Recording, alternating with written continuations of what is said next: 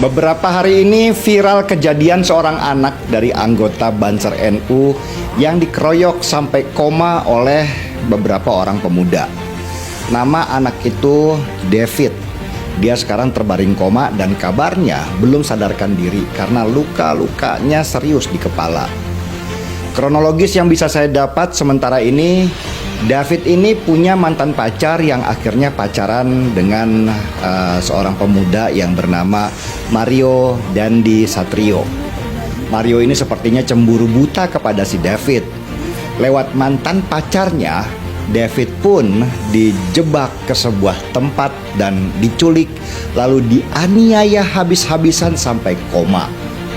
Kasus ini viral karena para anggota atau kader Banser NU nggak terima penganiayaan itu terjadi dan mendesak polisi untuk segera menyelidiki kasus ini.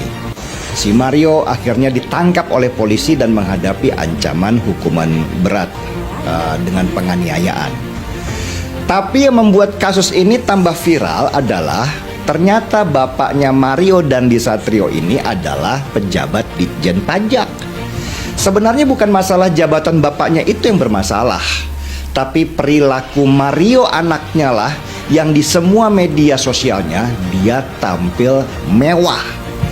Di usia masih sangat muda, Mario sudah bergaya mewah seperti sultan dengan mengendarai mobil Jeep Rubicon yang harganya sudah pastilah miliaran rupiah.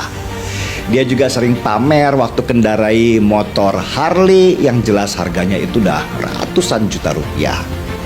Akhirnya dari kasus si anak yang menganiaya si David, fokus netizen bergeserlah pada bapaknya yang ketika dikulik-kulik ketahuanlah bahwa bapaknya Mario yang pejabat pajak itu punya harta fantastis sebanyak 56 miliar rupiah.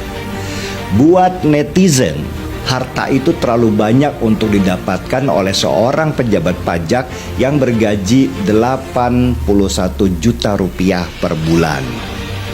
Gaya mewah Mario dengan harta bapaknya inilah yang membuat sakit hati banyak orang dan mempertanyakannya ke Menteri Keuangan Sri Mulyani yang dalam setiap kesempatan selalu memerintahkan bawahannya untuk hidup sederhana.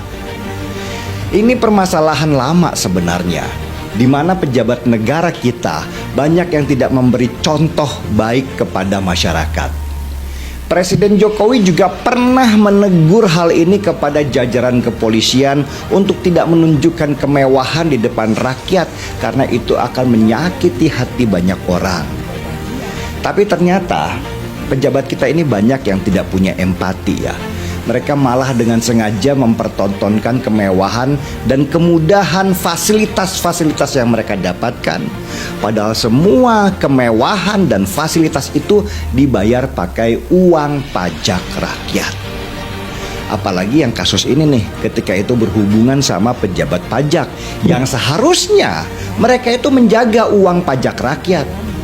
Tontonan kemewahan Mario Dandi Satrio, anak si pejabat pajak itu, langsung jadi sorotan masyarakat banyak dan seharusnya menampar keras wajah lembaga pajak kita, termasuk di Kementerian Keuangan. Bukannya apa-apa, rasa sakit hati melihat kemewahan itu berasal dari betapa sulitnya kita semua ketika apa-apa harus membayar pajak.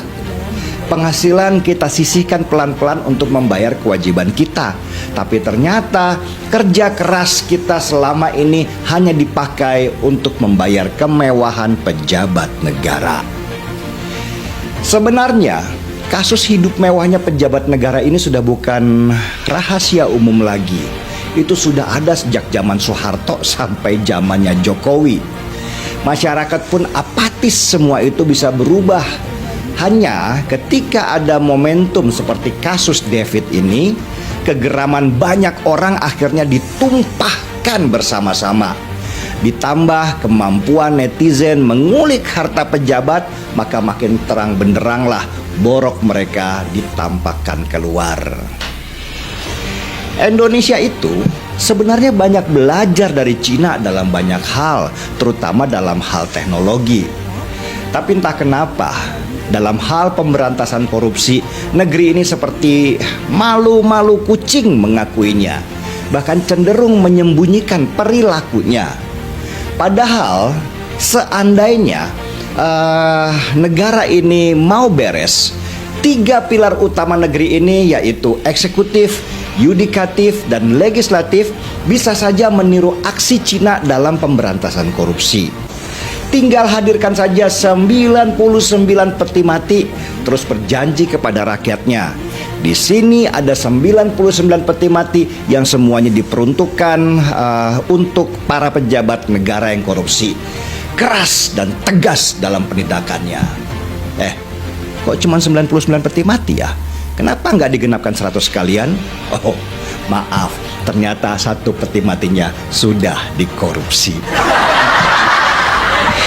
Entahlah, kadang-kadang supaya kita nggak terlalu berharap, seruputan kopi cukuplah untuk sekedar mengobati.